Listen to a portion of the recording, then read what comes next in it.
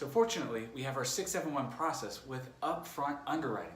But what does it mean to have an approval with conditions? Here's our Mortgage Minute.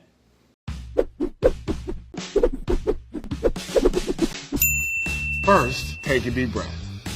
You probably just have some cleaning up to do. The process probably went something like this. You gave your loan officer all the pertinent info like W-2s, bank statements, or employment history, and that got sent to an underwriter. The underwriters carefully examine the documents, are mostly satisfied, and can approve the loan, sometimes with a few unanswered questions called conditions. Perhaps you've had a large withdrawal or deposit from your account recently. Maybe you have a missing or incomplete document, need employment verification, proof of mortgage, or homeowner's insurance. If it all checks out, then you're approved for your loan. However, your loan still isn't final. It still has to be processed and likely won't be set in stone until your actual closing date. If only there was something that did this early on and expedited the process. Of course, our 671 process with upfront underwriting.